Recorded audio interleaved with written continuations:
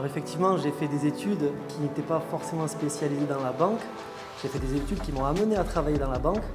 Et la passerelle, effectivement, a été compliquée, je dirais. Puisque quand j'ai travaillé dans la banque, j'ai travaillé peu de temps, mais le monde est complètement différent. J'étais donc salarié dans une agence avec des horaires où on me disait quand est-ce que je devais démarrer mon travail, quand est-ce que je devais arrêter. Et la passerelle entre ce monde-là, où je devais me rendre au travail tous les jours, et le fait d'être entrepreneur, de pouvoir travailler en ligne, ça a été un énorme changement, tant au niveau de l'organisation que le fait d'avoir une autodiscipline, de devoir travailler pour soi-même et de devoir se gérer tout simplement.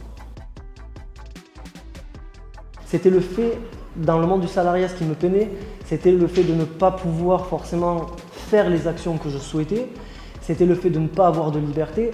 Aujourd'hui, je veux dire ça avec une grande humilité, mais si par exemple je veux partir dans un pays et prendre un billet d'avion demain, j'ai la possibilité de le faire. Ça ne veut pas dire que je vais le faire, mais le simple fait d'avoir la possibilité de le faire me remplit de joie en gros. Il n'y a pas que ça, il y a aussi le fait de pouvoir atteindre des paliers aussi de rémunération que je n'avais pas la possibilité de pouvoir atteindre auparavant. Si jamais je disais à mon employeur auparavant que, écoutez, moi dans 3 ans, je souhaiterais gagner 10 000 € par mois, j'arrivais le mardi matin et si je disais ça, je pense que tout le monde m'aurait pris pour un fou, alors que ça a été aussi un gros changement. Dans le marketing de réseau, on m'a dit, écoute, tu veux gagner 10 000 € par mois, ça risque d'être compliqué, ça va être compliqué, mais c'est possible de le faire.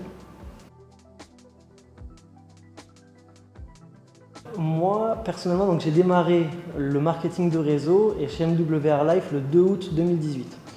J'étais dans une situation financière qui était compliquée et donc je cherchais une solution, non seulement pour pouvoir avoir un mode de vie différent qui n'était pas du tout celui de la banque et d'ailleurs dans lequel je voulais totalement arrêter ce monde-là, et je cherchais aussi donc à pouvoir générer suffisamment de revenus pour pouvoir me sortir de cette difficulté financière.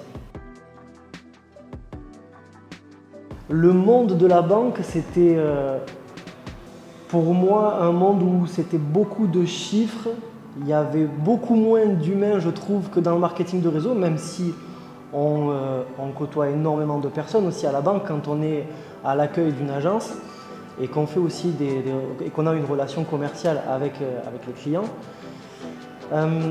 Ce monde-là était surtout tourné autour de l'argent et des performances, même si dans le marketing de réseau c'est le cas aussi, mais c'est une forme de pression qui est complètement différente. Donc il y a des mots que je ne peux pas, que j'arriverai pas forcément à poser aujourd'hui, mais il y a un énorme monde, principalement du fait que j'étais salarié auparavant et qu'aujourd'hui je travaille pour moi-même.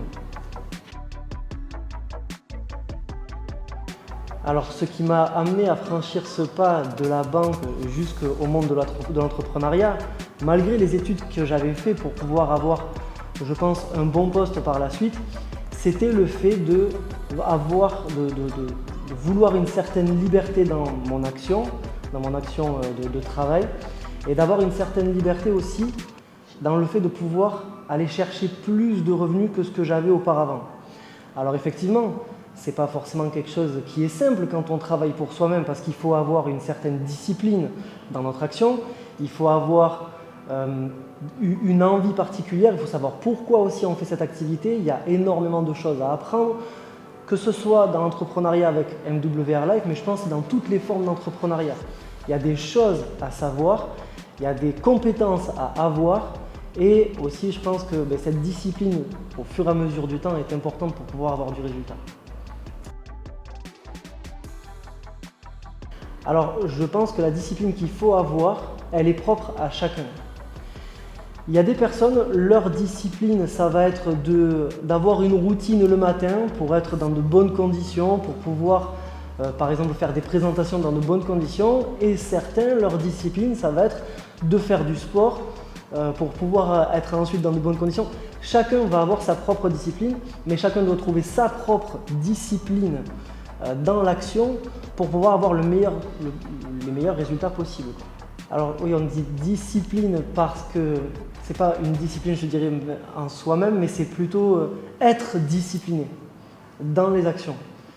Et le fait d'être discipliné dans les actions, je dirais qu'on peut faire beaucoup de parallèles avec le sport. Si par exemple, je fais du sport pendant 3 semaines, très intensément, disons 3 à 4 heures par jour, je vais peut-être avoir du résultat léger, mais si j'arrête sur tout le reste de l'année, je ne vais plus avoir de résultat du tout.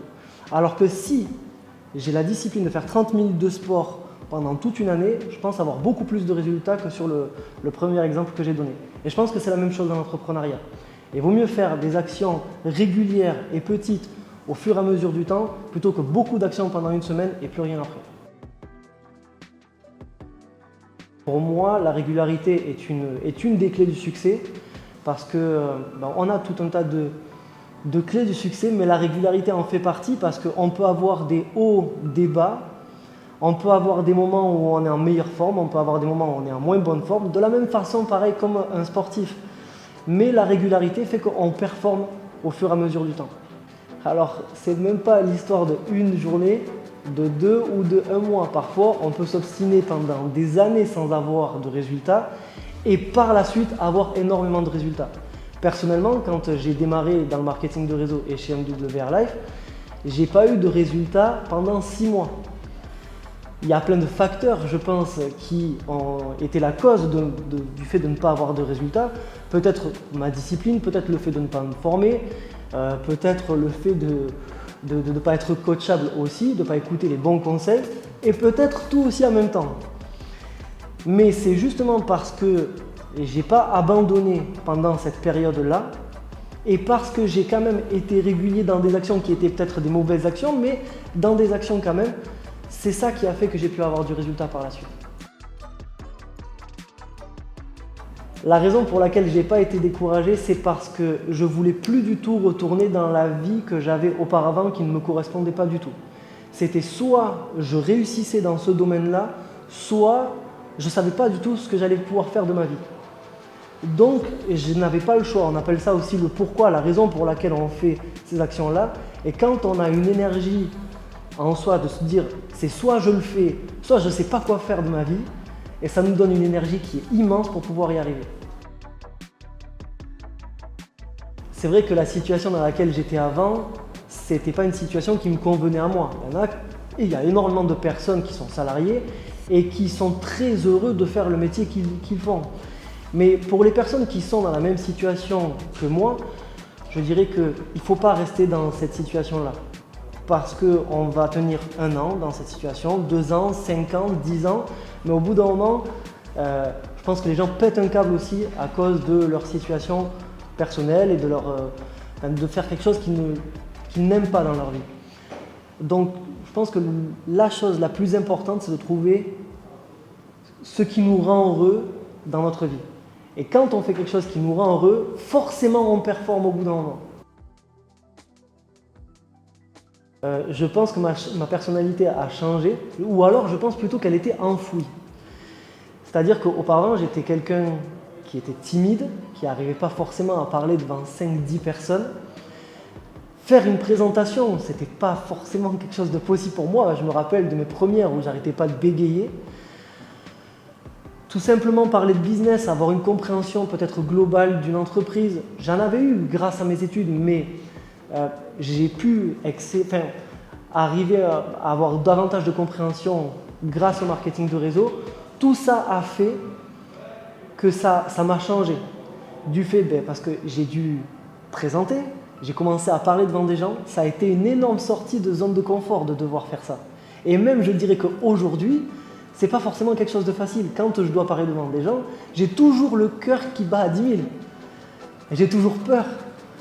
Et ça, il faut que les gens le comprennent. Ce n'est pas quelque chose de inné. Mais c'est le fait de pratiquer et d'encore pratiquer qui fait qu'on y arrive au bout d'un moment. Et que c'est aussi une forme d'accomplissement personnel, je trouve. Sont parfois les personnes qui excellent le plus par la suite. Pourquoi? Et c'est une des phrases que tu avais dit en fin 2021. Parce que la personne qui est timide, elle a compris qu'il fallait d'abord qu'elle travaille sur elle-même avant de travailler sur autre chose. Et c'est tout l'objet de l'entrepreneuriat. C'est d'abord de travailler sur soi-même avant de travailler sur d'autres choses. Donc ça peut être une faiblesse au début, mais je pense que beaucoup des faiblesses que les personnes ont se transforment en des forces par la suite.